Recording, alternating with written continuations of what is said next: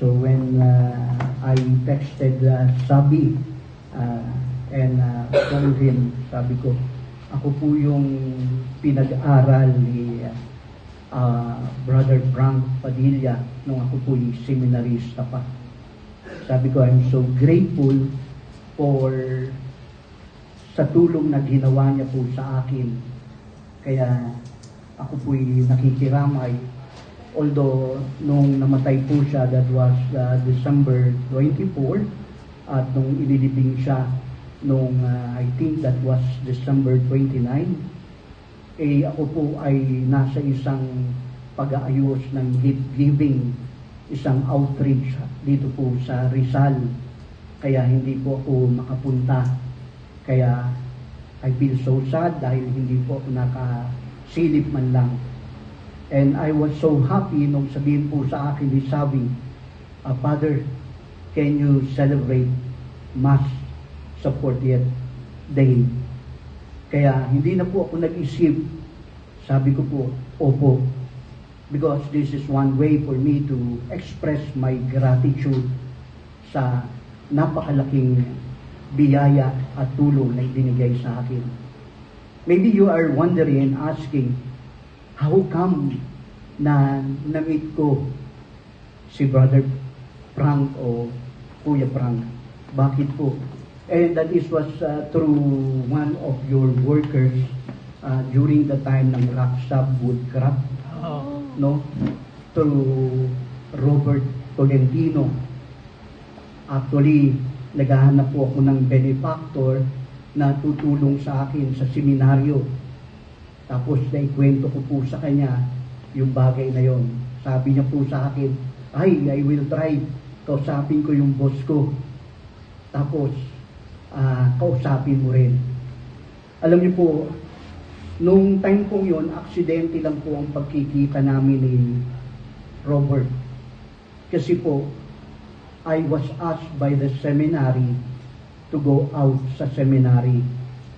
Kasi po, hindi po ako nakababayad ng tuition and even board and lodging. Kaya, sabi po sa akin ng aking pong rektor, you need to go out. Imagine, nakapag-start pa lang po kami ng 2 weeks sa seminary. I was asked to go out of the seminary kasi ang pera ko lang po nun, 150 pesos. Bigay ng nanay ko yung 100 at yung 50, bigay ng auntie ko. And that was the only money I have. Kaya nung pinalabas po ako, sabi ko, nung gagawin ko? Kasi sabi po ng seminary, kung hindi ka makakakita ng benefactor, sabi po nila ay baka tumigil ka muna ng seminaryo. So, accidentally, na-meet ko po si Robert at kinuwento ko po ito. At doon na po kami nag-meet ni Brother Frank.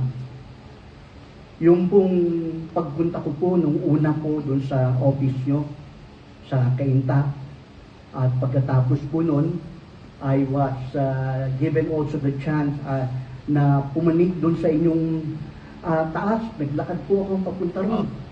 Tapos na-meet ko po si Brother Frank at nung time pong yon ay may ginagawa si Tita Jerry. Kaya hindi po ako nagkaroon ng chance. At pagdating po ron, kinuwento ko po sa kanya yung aking pong need. At walang second thought, ay sabi niya sa akin, sige, tutulungan kita. Kaya, nung bumaba po ako nung lugar nyo, pagdating ko po sa seminaryo, after 1 week, pinadala po yung cheque, pambayad sa board and lodging, plus the tuition fee. And then, after that, ay tuloy-tuloy na po ang pagbabayad doon po sa akin pong pag-aaral sa seminaryo. Ito po ay sa Our Lady of the Angels Seminary sa Bagbag, Novaliches. And dumadalaw po ako minsan dito sa Santa Cruz, no? At opo, so pumupunta po ako ron at say hi and hello. And the last time I met Brother Frank, that was in Canada, in Winnipeg, nung pumunta po siya ron. At nung marinig ko po na naroon siya, hindi ko po sinayang yung oras to meet him at para po mangamusta. So, yung pong story ng vocation ko po is also story of vocation, how I met your family. At ako po ay nagpapasalamat sa ganun pong yugto ng pagtatagpo. And I do believe na bahagi po ng misyon ng inyong pamilya ang tumulong sa tulad namin mga pari, na hanggang sa ngayon ay patuloy po rin kaming nagmimisyon, dala ng inyong pong tulong na ibinibigay sa amin. At present, ang aking pong assignment ay in St. Anthony's Shrine in Sampaloc, Manila as the guardian. And also, ako po ay assigned as the provincial delegate to the Poor Clares. Umiikot po ako sa mga monasteryo ng mga mongha at nagiging bahagi po at kung paano po nakatutulong sa kanila. At ako rin po ay assigned as the one of the exorcists dito po sa Archdiocese ng Manila. So, yung pong paglalakbay ko sa bahagi ko po, pag pumupunta po ako dun sa kanya at mamimit ko, binibigyan po ako ng maraming libro.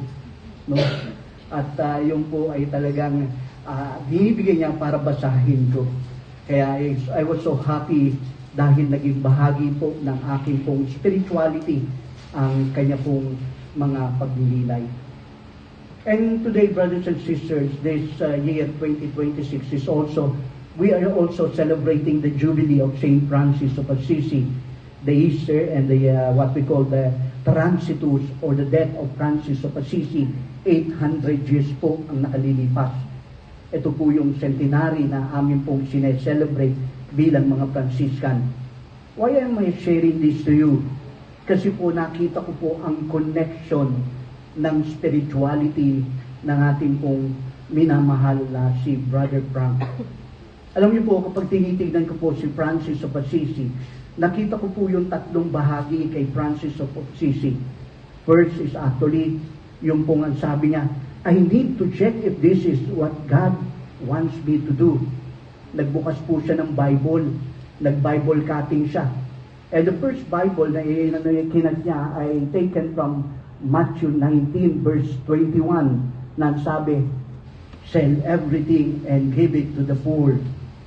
And then the second cut of Francis of Assisi is actually taken from Luke chapter 9 verse 3 na nagsasabing, take nothing on your journey.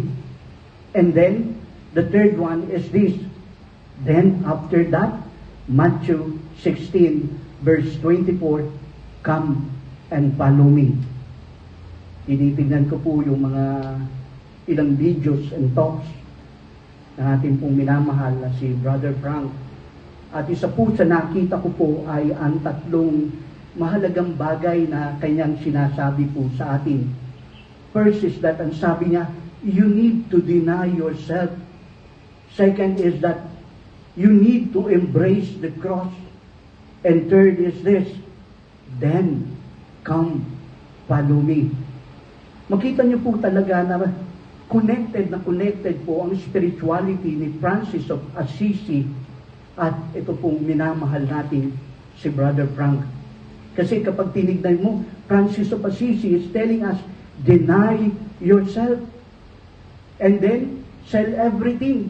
At sinasabi rin po ng spirituality ng ating pong minamahal si Brother Frank, ang sabi niya ay ito, you need to deny yourself. And then when we talk about second thing na para po sa sinasabi po sa atin ni Frank Padilla, embrace the cross.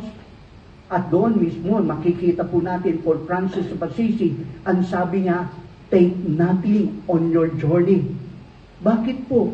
Kasi so that you have the freedom to embrace the cross.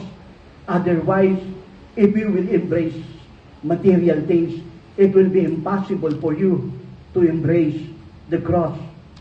And then, yung common denominator po nilang dalawa, walang iba kung hindi, come, follow me. You know, brothers and sisters, yung reflection ko po sa buhay po ng ating pong minamahal na si Frank Padilla, actually, malinaw po na he understood the Beatitudes. Ito pong pinahayag po natin sa araw pong ito. A series of bombshell, a series of lightnings and thunderstorm na sinasabi po sa atin. Parang out of this world. Bakit po? Sinusubaybayan ko po yung mga pagkakataon na yung struggle niya sa kanyang spirituality.